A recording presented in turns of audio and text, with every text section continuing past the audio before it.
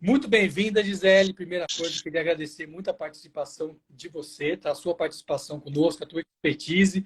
É uma área tão importante em relação à parte do sono de uma maneira geral e que a gente vai agora conversar. A primeira pergunta que eu vou trazer para a gente aqui é justamente, eu peguei aqui uns overviews de umas revisões bem recentes do pessoal da insônia norte-americana. E o que eles falam aqui, um dos temas importantes, que é justamente qual que é a importância do sono em relação a gente ter um sono bem feito, em relação à saúde cardiovascular, atividade física. Qual que é a tua visão em relação, como educadora física, da importância do sono para essa atividade que é tão importante para a gente em prevenção de doença degenerativa, manutenção do peso, saúde de uma maneira geral? Então, eu que agradeço a participação, aqui o convite, né, para participar dessa live, nessa semana tão importante, né, de conscientização do sono.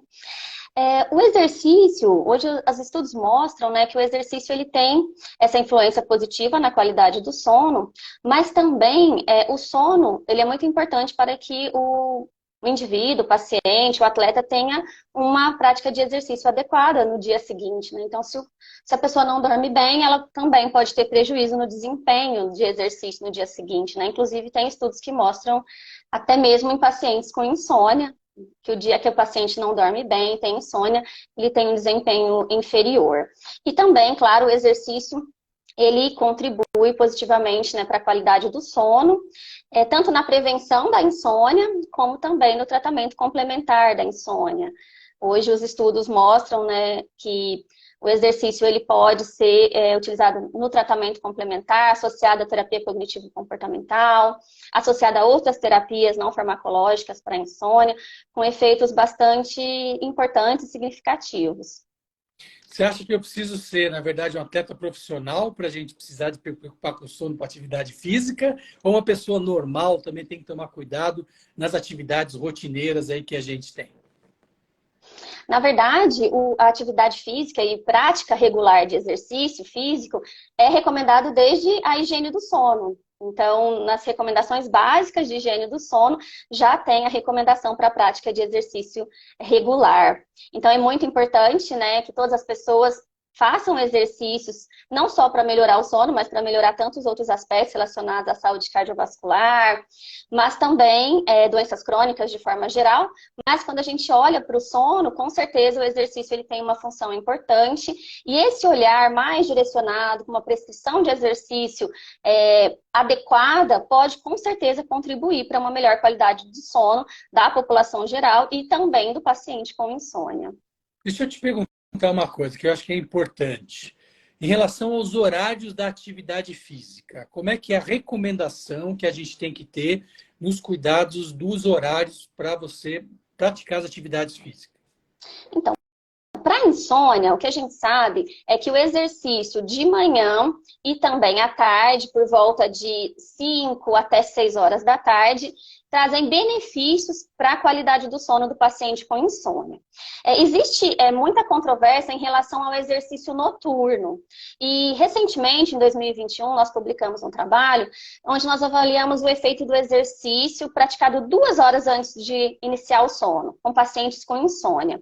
E esses pacientes não pioraram a insônia, eles não tiveram uma piora no sono, comparado com o basal, foi uma única noite de exercício.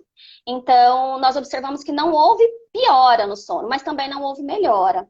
Então, é muito importante que a gente verifique na prescrição de exercício a disponibilidade desse paciente. Se ele tiver oportunidade de fazer exercício durante o dia, ótimo, porque ele pode, inclusive, ter melhora no sono. Agora, se ele só tem oportunidade de fazer exercício à noite, 2 horas antes de dormir, enfim, ele deve fazer um teste, né? E deve ser bem acompanhado por um profissional de educação física, pelo médico também dele, para verificar se vai ter uma piora significativa ou se esse exercício vai trazer mais benefício do que prejuízo para o sono. Acho que deve ser avaliado e hoje não tem contraindicação absoluta para exercício noturno com paciente com insônia. Essa contraindicação ela é relativa e ela deve ser realmente observada, né, em cada paciente e verificar se realmente piora o sono, ou se não piora, se melhora. Então, deve ser avaliado. Isso é bastante interessante, porque, inclusive, existia uma recomendação de higiene do sono para não fazer exercício noturno.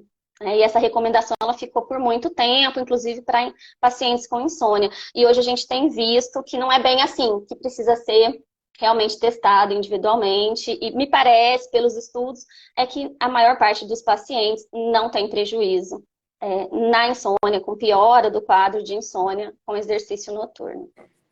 Classicamente, a gente deixava um tempo de 2, 3 horas no final da atividade física para você começar a parte do processo do sono.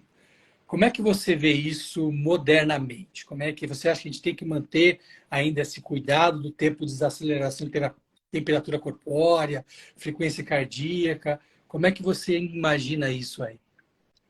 Eu acredito que sim, que é aquele horário 4 horas antes do início do sono é ideal. Se a gente fosse escolher um horário ideal para a prática de exercício, especialmente pacientes com insônia, seria 4 horas antes do início do sono, porque daí teria realmente essa regulação, essa down regulation da temperatura e teria um início do sono antecipado, né, por esses mecanismos. No entanto, se esse paciente só tem oportunidade de fazer exercício um pouco mais tarde, eu acho que precisa ser testado, né, individualmente. E o exercício de manhã e à tarde, eles também têm benefícios muito importantes, inclusive podendo adiantar a fase, por exemplo, né? Então, ter um início do sono mais cedo. Então, acho que precisa ser bem avaliado. Claro que também outras questões podem ser avaliadas, como o cronotipo, e mesmo a agenda do paciente, né? A disponibilidade que ele tem de horário. Muito bom. Então, vamos supor que eu tenha um paciente que tem um padrão extremamente matutino e o outro que eu tenho um padrão extremamente vespertino.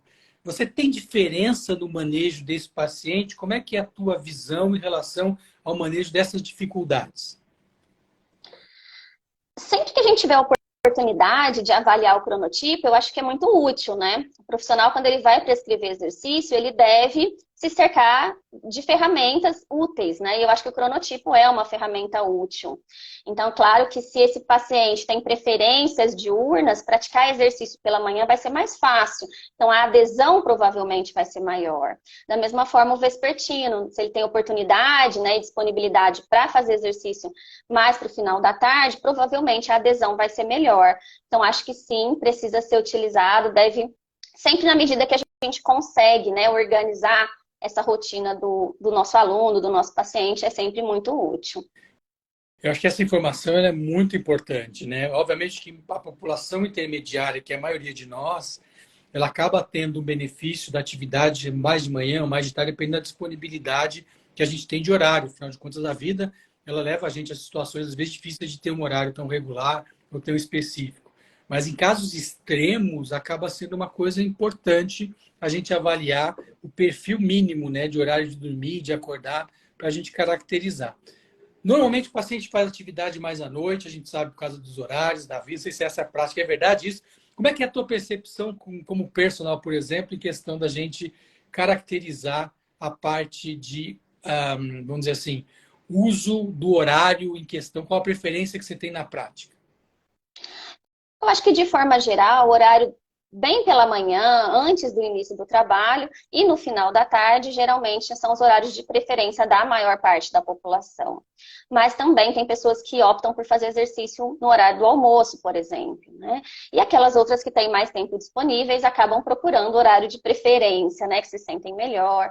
Mas eu acredito que, de forma geral, é mais no início da manhã e mais no final da noite, né? Mais para o final, né? Depois do trabalho, início da noite, dependendo da organização ali do seu trabalho.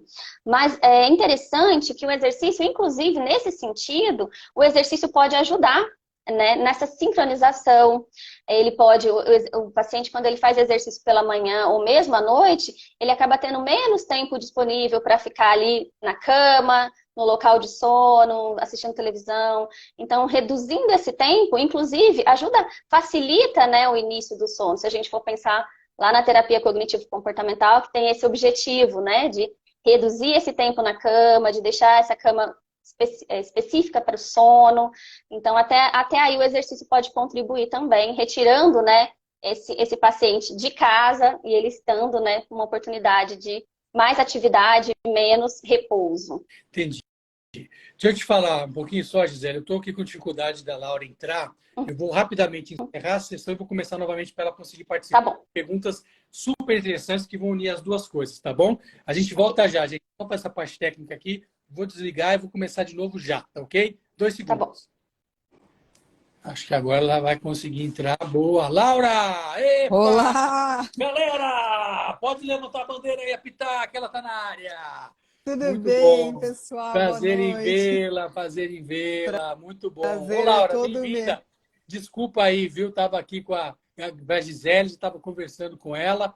Deixa eu te perguntar uma coisa, Laura, aproveitar aqui que eu fiz um overview, umas revisões assim recentes. Conta pra gente a percepção que você tem do sono e a parte da memória, que é muito importante na tua área da psicologia também. Humor, memória, qual que é essa relação que você enxerga na tua prática clínica? É uma relação extremamente fundamental, assim, sono tem tudo a ver com aprendizagem e com como a gente guarda a memória, né? Com como é só durante o sono que a gente decide qual memória vai guardar, decide qual memória vai descartar, que tipo de registro do que a gente vivenciou ao longo do dia, né? A gente vai armazenar e como.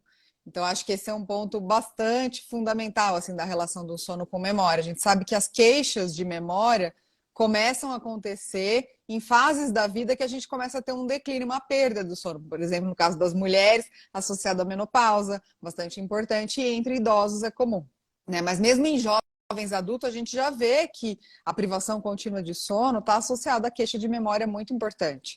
Então, tem uma relação muito fundamental entre sono e memória, Morgadinho. Olá, pessoal, boa noite, sejam bem-vindos Bom demais. a essa live da ABS, que estamos aqui para falar de insônia. Eu estava acompanhando aqui, enquanto aguardava para entrar, a conversa com a Gisele, e até vou esperar você chamar ela de novo, porque Estou ela esperando ela falou de um... entrar aqui, mas enquanto isso, espera aí que eu vou te perguntar uma Ah, coisa que tá é bom. importante.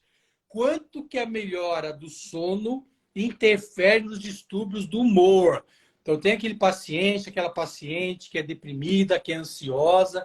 Quando é que você trabalha a parte da psicologia, e aí as várias vias da psicologia e tal, com a parte do sono? Como é que é essa interface? Hoje, modernamente, como que a psicologia encara o sono na prática diária? Como é que é a tua rotina para o pessoal entender? A minha rotina de trabalho, eu recebo muitas pessoas justamente com queixas de sono.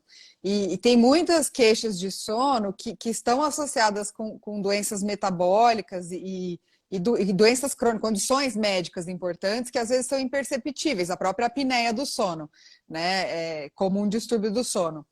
Mas eu acho que o distúrbio de humor, assim, para que a gente chegue num distúrbio de humor, a perda de sono tem que ser bastante importante. Mas a gente às vezes não percebe, não se dá conta que a irritabilidade, né, a nossa impaciência no dia a dia, a nossa dificuldade de se manter alerta, que também provoca irritação, que isso está associado com a perda de sono. E como a necessidade de sono é uma coisa muito individual e particular, às vezes as pessoas dormem 6 horas e acham que estão satisfeitas, mas aí chega no final de semana, tenta compensar dormindo mais horas.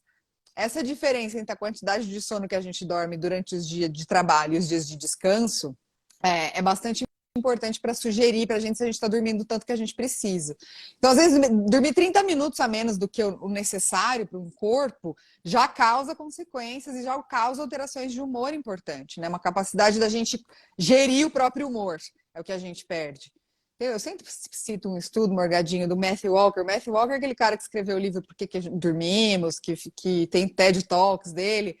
Eu assisti uma aula dele uma vez em Baltimore há muito tempo, no Congresso Americano, e ele mostra a imagem de um serial killer e fala assim, imagina que toca a campainha da sua casa, você vai lá, abre a porta e dá de cara com um serial killer.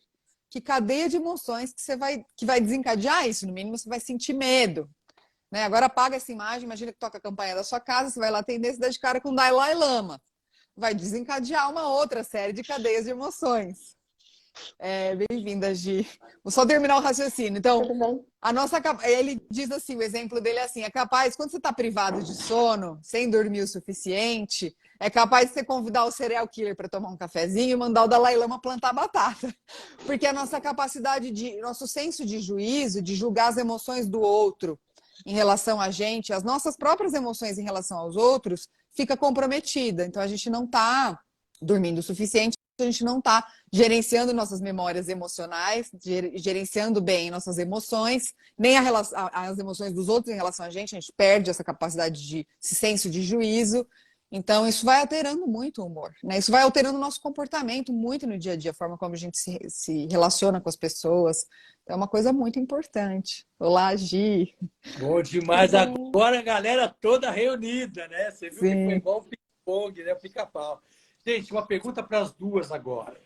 Quanto na prática, primeiro para a Gisele, depois para a Laura na sequência. Gisele e Laura, quanto que os medicamentos para tratar insônia, sejam sedativos de vários níveis, né, que a gente usa, interferem na tua prática diária? Primeiro, a Gisele, qual que é a tua percepção daqueles pacientes insônios que usam medicamento para insônia? Há ou não interferência na parte de desenvolvimento de atividade física? Então, sim, acaba que a minha experiência é muito mais na pesquisa do que na prática profissional de educação física, né? Mas eu tenho feito alguns trabalhos na área de, comparando exercício com medicamento, com Zolpidem, e a gente percebe que aquele paciente que está no grupo de medicamento, ele acaba tendo muito mais queixa, muito mais, enfim, sintomas relacionados, e às vezes ele desiste da pesquisa na metade em função dos efeitos colaterais da medicação, o que não acontece no grupo que faz exercício. Não em função do exercício, né? Mas às vezes acontece em função de outros problemas que acabam levando à falta de adesão e, enfim, problemas do dia a dia. Porque a prática de exercício, ela precisa de uma dedicação maior, né? São 3 vezes na semana, pelo menos, para fazer o exercício. O ideal é que seja feito todos os dias. Então, é mais difícil a adesão nesse protocolo. Para medicamento é mais fácil a adesão, mas aí eles relatam muito mais queixas e efeitos colaterais e acabam, às vezes, desistindo em função dessas questões. Gisele, você acha que eles têm menor evolução, menor performance e ainda mais longe, tem mais risco de lesão do que as pessoas que não usam a medicação? Qual que é o teu feeling? É difícil de quantificar, cientificamente falando, mas qual que é o teu feeling em questão dessa experiência que você tem do pessoal que usa a medicação, inibidor do sistema nervoso central de algumas maneiras, várias formas possíveis, para aquele que não usa a medicação? Como é que é a tua percepção? Olha, eu não tenho essa resposta para te dar, porque assim, é difícil, né, a gente conseguir quantificar, eu não tenho pesquisas nessa área, mas de alguma forma, imagino que talvez em relação à fadiga que ele pode sentir durante o dia, ou sonolência, é muito provável que ele tenha algum prejuízo no desempenho também. Mas eu não tenho esses dados assim efetivos para te falar aqui. A função é provocar, assim que a gente gosta. Bom demais. Laura, e você? Qual que é a interferência do teu trabalho a nível, né, cognitivo, de humor, não farmacológico, naqueles pacientes que já vêm para a gente muito medicados e que tem impacto, com certeza, na medicação aí? Como é que é a tua experiência, a tua vivência? Essa é uma clínica bem particular, assim, essa de dependência de remédio para dormir, né? E de uso crônico de remédio, de medicação para dormir. Tem vários cenários, assim, cada caso é um caso, depende de quanto tempo, depende das comorbidades que estão associadas. Eu acho que o remédio ele é muito produtivo, ele ajuda muito sob vários aspectos, até eu recomendo prática de atividade física e eu sempre tenho uma bandeira já atrás de mim quando eu estou atendendo, que é atividade física opera milagres. É muito importante. Às vezes, a medicação ajuda a consolidar o sono e é só com o sono consolidado que a pessoa ganha a motivação, a energia para ir fazer a prática de atividade física. E depois é um processo de retirada. É diferente de quem já tem a dependência, já chega bombado de remédio e é muito difícil aí fazer até a restrição do sono. É muito difícil reensinar a pessoa a pegar no sono. Então, porque o uso crônico de medicação, ele está relacionado a uma... eu sempre falo isso, que é um esquecimento de como a gente começa a dormir. Uma perda da experiência psíquica de adormecimento. Isso é aprendido. E a gente, se está tomando remédio há muito tempo, esquece, porque o remédio induz o sono. Você não sabe o que é pegar no sono sozinho, que é aquele processo de você entrar numa alucinação hipnagógica e transformar uma fantasia em sonho e pegar no sono. Isso é um trabalho ativo, né? A gente acha que não é ativo, mas é um trabalho ativo. E o medicamento apaga essa experiência. Então, é muito difícil trabalhar na retirada da medicação, de reensinar a pessoa. É o momento que a pessoa mais vive angústia, né? De esperar ali o sono. Mas, se a pessoa nunca usou medicamento, e às vezes eu pego um caso que eu mesma recomendo o uso da medicação, é uma situação completamente diferente. Aí a medicação ela pode ser muito aliada, inclusive para ajudar a começar a fazer atividade física. Porque a pessoa está há tanto tempo dormindo mal, com o humor alterado, justamente, né, impactado demais, sem energia, assim, né? Até numa tristeza, eu não vou chamar de uma depressão, mas num estado de tristeza, da própria falta de sono, que às vezes ela nem percebe que é da falta de sono, né? E não percebe, aí dorme uma noite inteira falando, nossa, mudou minha vida, né? Então, e aí o trabalho é, calma, não pode ficar tomando isso para sempre. A ideia é que a atividade física ajuda a manter isso, né? E aí eu queria até é, perguntar para você, Margadinho, como é que é a nossa experiência, assim, né, de medicar e prescrever, porque tem várias classes medicamentosas, né, e é diferente quando a pessoa toma hipnótico, quando toma uma quetiapina, bastante comum hoje em dia, que é um antipsicótico, né, a quetiapina, enfim, te peço ajuda aí. Eu acho que é bastante importante, assim, na minha prática, o convívio com o médico, a conversa com o prescritor é muito fundamental, compartilhar a conduta. Eu acho que a pergunta é muito interessante, Laura. Na verdade, nós, como especialistas do sono, a gente está num topo a nível hierárquico de medicação, onde a gente recebe esses pacientes, normalmente, com abuso muito grande.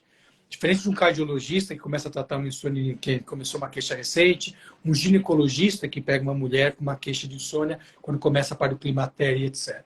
Então, a nossa experiência profissional é de pacientes que já vêm com quase tudo que existe no mercado usando ou usado e que a gente acaba organizando. É importante entender, quando a gente fala em atividade física, que assim, ninguém gosta de fazer atividade física. Isso é importante a gente lembrar. Atividade física, se a gente nascesse para fazer isso, já está organizada, né?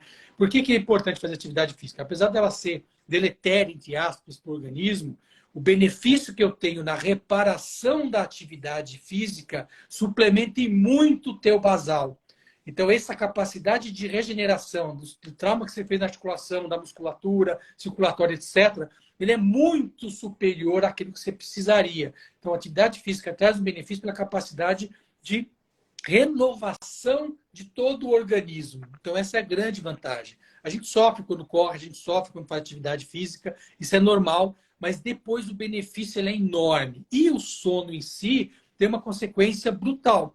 Você tem uma melhora muito importante do sono, porque fisiologicamente você precisa, inclusive, de ter fases do sono para que você tenha a parte de regeneração muscular, regeneração óssea. Então, esse N3 tem que estar funcionando bem. Então, todo o organismo se volta para você fazer a regeneração. Entre esses elementos, tem o sono que tem que estar bem também, liberação de GH e etc., para você fazer essa recuperação depois da atividade física. Então, esse ganho, que é muito maior do que o basal, traz na atividade física um benefício que ele é brutal, seja neurológico, seja a nível articular, seja a nível muscular, seja a nível cardiovascular. Em questão da pergunta, Laura, a gente sempre recomenda a parte de cuidado não farmacológico, isso é muito importante. Quando a gente olha os guidelines que existem hoje no tratamento da insônia, todos eles recomendam a terapia no cognitivo comportamental, assim como atividade física, alimentação adequada, etc. Ou seja, é muito exponencial o benefício que a gente reconhece hoje das atividades ou das medidas não farmacológicas que a gente tem em relação à insônia. Porque insônia não é só um problema, né? Ele também é um lifestyle. Esse é o grande problema, né? As pessoas vivem um quadro da insônia como um padrão de vida, um estilo de vida, que é muito deletério. É um ciclo que ele acaba sendo muito prejudicial, é um ciclo vicioso. Então, abordar todas as nuances desse lifestyle negativo que essa pessoa está desenvolvendo, muitas vezes com padrão genético, como você conversou, com padrão de abuso de medicamento, com padrão ambiental importante, é fundamental para que você tenha sucesso. e não é numa conversa de 5 minutos, onde ele tem muitas queixas. Ah, tem insônia também. Peraí! Toma lá e volta daqui a pouco que vai resolver. Então, você não muda um lifestyle, né, um padrão desse de sono que tem muitas nuances numa 5 minutos de conversa, numa coisa que é muito pouca, né? Então, acho que é muito importante entender. É a medicina, né? É o cuidado que ele é de precisão. Você tem que entender qual é o teu paciente, que tipo de insônia que ele tem e direcionar as medidas não farmacológicas. E a TCC entra muito nesse quadro, a atividade física entra muito nesse quadro para que a gente tenha uma abordagem que tenha e tenha efetividade boa. Deixa eu perguntar. Pode falar. Não, é bem isso. Hoje na minha prática, eu queria fazer uma pergunta para a Gi, que eu ouvi Boa, ela boa, falando no vamos lá. começo sobre o horário, né? Que você também falou dos cronotipos, dos tipos biológicos, pessoas que tendem a dormir mais cedo ou dormir mais tarde, querer acordar mais cedo ou querer acordar mais tarde. Eu acho que para mim o diagnóstico diferencial é muito importante. Eu tenho muitos pacientes com queixa de insônia, que são tratados com insônia, mas que têm de base um atraso de fase não reconhecido e que é um empecilho para a pessoa. Então ela acha que ela tem insônia, que ela não consegue dormir no horário das pessoas, no horário que ela precisa funcionar de acordo com o mundo, mas ela tem uma tendência a ir dormir mais tarde e isso nunca nem foi abordado. Então ela fica se dopando de remédio para dormir sem ter uma intervenção de sincronização. Daí a melatonina, a melatonina tem sua aplicação. Então, eu acho que é um diagnóstico diferencial importante. Eu li um trabalho recente, a semana retrasada até, que é uma coisa que eu já tenho feito na minha prática. Hoje tem sido muito comum para mim ajudar as pessoas a pararem de fazer higiene do sono. Porque às vezes fica uma obsessão de fazer higiene do sono, tipo, já tentei de tudo. Não, calma, vamos voltar a assistir TV, vamos voltar a tomar café, depois a gente recomeça. Porque a pessoa vai tirando tudo da vida e também vai ficando um mito, assim, né? De que vai resolver, já fiz tudo e nada resolve. Mas a higiene do sono não trata uma insônia já instalada, assim, né? Mas o trabalho que eu li é sobre o horário. Então a gente tem essa ideia de fazer atividade, de recomendar para as pessoas com insônia fazer atividade física de manhã. Porque a atividade física à noite pode elevar a temperatura corporal e atrasar o início do sono. Mas saiu um trabalho mostrando que não é bem assim. E na minha prática, também tenho desconstruído isso, porque tem gente que está se sacrificando para acordar bem mais cedo, para fazer atividade física, com a ideia de que se fazer o exercício à noite não vai conseguir dormir. E desconstruir essa ideia ajuda a pessoa a relaxar. Às vezes eu começo a indicar hidroginástica, natação, um exercício aquático, porque a água ajuda mais a relaxar o corpo ainda, né? E aí eu acho que tem ajudado muito, assim, eu inverter a lógica, sabe? Tipo, falar para as pessoas que pensam, não, vamos voltar a fazer atividade física à noite, sempre elas querem me matar, mas calma aí, a médica tá me falando, faz 1 ano que eu tô me matando para fazer atividade física de manhã, e agora você vai falar que não? Cada caso é um caso, tá, gente? Eu tô falando de casos específicos, não é para todo mundo, mas eu tô falando justamente dessa interface quando tem um atraso de fase, que é ainda mais difícil acordar cedo, quando a pessoa já tem uma tendência de dormir mais tarde, e aí é muito difícil para ela. Então, de reorganizar a rotina, né? Isso é uma coisa importante. Eu não sei disso, eu não li exatamente o trabalho, mas eu vi notícias sobre ele, eu não cheguei a ler na íntegra, eu queria saber se você já viu e sabe desses novos achados. Sim, então até a gente andou comentando aqui no início, né? E É a rotativo. recomendação. Pode falar de novo, é isso aí. Plateia rotativa, quem sabe faz ao vivo. Vamos lá. E assim, a recomendação, ela se mantém ainda, né, muito forte para evitar exercício noturno no paciente com insônia. A questão é que novas evidências começam a surgir, tanto para pacientes que não têm insônia, né, já há algum tempo, e aí mais recentemente também para pacientes com insônia, mostrando que não tem prejuízo fazer exercício 2 horas antes de dormir. Mas claro que isso não é regra, não é, como você disse, não é para todos. Então a gente precisa analisar, considerar que é uma contraindicação, há essa contraindicação, e ela não é só nacional, né? Ela é no mundo todo, mas que essas novas evidências elas começam a surgir e a gente precisa começar a ter um olhar diferenciado. Eu acho que a gente deve pensar por esse lado. O que eu sinto mais é quando a insônia, dependendo do tipo de insônia, porque a gente tem a insônia de início, a insônia de manutenção, que a gente diz que é mais a pessoa acorda no meio da noite e tem dificuldade para consolidar o sono, ou despertar precoce. Ela acorda antes do que gostaria e não consegue voltar a dormir. Eu acho que as pessoas que têm a insônia de manutenção mais a partir da segunda metade da noite se beneficiam mais da prática de exercício noturno do que quem tem a insônia de início. Isso tem sido a minha experiência, assim, é empírico, tá, gente? Não é estudo, é empírico, que ajuda Claro, eu acho que é bastante. importante você estar falando o que a gente falou, que é a tal da medicina do cuidado da precisão. A gente vai evoluir no conhecimento em questão de entender fenótipos e genótipos de pacientes com insônia que vão ser caracterizados. Que vai muito ao encontro, tem várias perguntas aqui, tá bombando, né? Tá. Eu vou começar a fazer algumas perguntas aqui. Uma pergunta que é interessante é quando é que você indica medicamento, né? O tratamento farmacológico para insônia. Então, normalmente, o que a gente faz é identificar o tipo de insônia que a gente está falando. É uma insônia crônica, é uma insônia situacional, reativa a alguma situação específica. Então, entender qual é o paciente que você está lidando e como é que é o perfil dessa insônia, você opta pela parte farmacológica. Óbvio que essa parte farmacológica é um dos elementos do tratamento da insônia. Ela costuma vir associada de um monte de fatores aí que tem que ser corrigidos na esfera cognitiva, na esfera de atividade física, na esfera de estilo de vida. Então, é importante entender que a medicação, os medicamentos, são muito importantes dependendo, obviamente, do contexto do paciente. E eu falo para vocês, assim, cada vez mais, a inclusão de partes ou de tratamentos não farmacológicas faz com que aquele tratamento farmacológico tenha sucesso. Porque o único tratamento de sendo farmacológico, a chance que a gente tem de sucesso é muito pequena, doutores. Então, essa é a ideia importante. Você tem que ter um conjunto de ações. Mais perguntas aqui, porque eu estou começando a ver. Deixa eu levantar aqui, que tem umas 20 perguntas, mas eu vou ver. Em relação, por exemplo, para a Gisele aqui. Gisele, a atividade física, a intensidade, você acha que acaba influenciando na parte da insônia? Como é que é teu feeling em questão de quanto que você aplica? Como é que é essa ideia da intensidade, do tipo de atividade física quando eu estou pensando em sono? Ótima pergunta. Então, sobre a intensidade, o que a gente sabe, né, o que nós temos de estudos, os estudos mostram que exercício de intensidade moderada, evoluindo para exercício vigoroso, para alta intensidade, é o ideal para o paciente com insônia. Na verdade, são os estudos que existem, né? Avaliaram exercício moderado a intenso. O tempo de exercício, pelo menos 150 minutos por semana. Esses 150 minutos podem ser distribuídos aí pela semana, pelo menos 3 sessões de 50 minutos, mas o ideal é que evolua-se para pelo menos 300 minutos. Então, o ideal seria 60 minutos por dia, 60 minutos, não, 5 vezes por semana, intensidade moderada a intensa, e aí se for evoluindo para a intensidade mais alta, pode reduzir o tempo de exercício, então, para um tempo menor durante a semana, 75 minutos por semana, talvez já fosse, né, o início inicialmente adequado.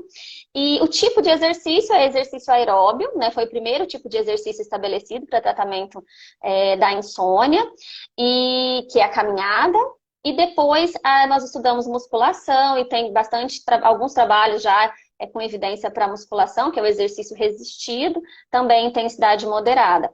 Além disso, também tem evidência para alongamento, para yoga, para tai chi, tem uma série de outras, né, alternativas, né, que também envolvem o movimento corporal, que também tem benefícios importantes para a insônia. Laura, para você, agora de você completar, vai junto.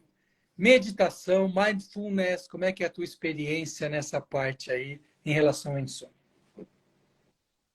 Eu ia só pedir para a Gi falar sobre o que é, porque a gente fica falando qual é a intensidade do exercício, o que é intensidade moderada?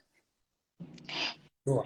Então, a intensidade moderada, ela pode ser prescrita pela frequência cardíaca, por exemplo, mas há também a possibilidade da escala de percepção de esforço de bordo, que facilita muito na prática diária. Mas, resumindo, seria uma caminhada na qual a gente consegue conversar caminhando, né, e não se cansar excessivamente. Essa seria mais ou menos a intensidade moderada. Mas o ideal é que seja prescrito pelo profissional a partir da frequência cardíaca máxima ou pela frequência de reserva, ou ainda pelo consumo máximo de oxigênio. Então, tem uma série de possibilidades de prescrição. Mas, em resumo, a caminhada ou mesmo o ciclismo ali, no qual você consegue conversar com alguém que está do seu lado, sem se cansar excessivamente. Isso é moderado. Legal. Boa, boa. Eu falo muito para os meus pacientes, Morgadinho, você perguntou da meditação, mindfulness. Eu falo muito para os meus pacientes que é como fazer hipertrofia muscular. Quando você vai para a academia e quer fazer músculo, você tem que fazer continuamente, dias consecutivos, repetidamente. A meditação é a mesma coisa. É muito comum nas pessoas com insônia, não funciona para mim. Você deita lá na cama, que é o lugar que justamente a gente tem que descondicionar, é o lugar que você está acostumado a deitar e passar a ter um alerta, seu cérebro já está treinado para deitar na cama e pensar, não vou conseguir dormir, ter aquela descarga de adrenalina, e aí o cérebro fica naquele movimento, já dormiu? Já dormiu? Já dormiu? E aí mesmo que não consegue dormir, ele fica naquele cheque, né? Do já dormiu, já prestando atenção e por isso mesmo fica alerta. E aí, fazer a meditação na cama nesse contexto não é legal. Então a gente fala, faz a meditação de dia, aprende a meditar primeiro. E mesmo que seja 5, 10 minutos, mas fazer continuamente é um treino que nem fazer hipertrofia muscular. Você vai aprendendo aquele momento da desconexão, né, de se desligar do ambiente, de criando um ritmo próprio. E aí, isso é fundamental para esse processo de reaprendizagem de dormir, né? De se entregar para o sono, de transformando a fantasia num sonho, uma alucinação hipnagógica, até pegar no sono. Né? A meditação vai te ensinando a ficar sozinho, porque ficar sozinho é ficar com a gente mesmo, né? Demais, como diz Guimarães Rosa, no Grande Sertão Veredas. Ficar sozinho é ficar com a gente mesmo demais, e é difícil às vezes, né? Ficar ali prestando atenção, prestando atenção. Então, a meditação é fundamental e tem muitos estudos demonstrando do potencial que ela tem de ajudar as pessoas a sofrer com insônia para isso, para reaprender a pegar no sono, ainda mais quando tem uso de medicação, e para ir se desconectando e se descondicionando da cama como esse lugar aversivo que você deita e não consegue pegar no sono. Boa. Eu tenho uma pergunta aqui em relação à melatonina, né? Se a melatonina é ruim. Isso eu vou responder. Vai. Então, a melatonina é um hormônio muito importante para você induzir a parte do sono. A gente sabe disso. Dias de inverno, você fica um pouquinho mais chateado, mais triste, mais enjoado. Uma das explicações é que o teu nível de luminosidade é mais baixo e o teu nível basal de melatonina ele é maior. Então, a melatonina, embora seja muito importante para o sono, ela usada em horários que não são apropriados, ela pode impactar negativamente no teu humor, na tua vigília, na tua atividade física e na tua capacidade cognitiva. Então, é muito importante a gente entender que esse tipo de moduladores tem que ser usados em horários que são recomendados para que a gente não tenha impacto negativo. Porque a gente sabe que a baixa luminosidade em dias de inverno, por exemplo, impacta no nosso humor, etc., porque o seu nível de melatonina está um pouco mais alto. Então, embora seja importante para alguma modulação, pacientes que têm alteração de ritmo circadiano, por exemplo, ele é fundamental, não é uma coisa que você tem que botar na caixa d'água de ninguém, porque você pode ter, sim, prejuízo se você usar em horários que não são recomendados e pode impactar na cognição, no humor e na atividade física. Não é um humor, não é um tipo de hormônio de atividade. Isso é prejudicial. A gente Eu tenho... Fala.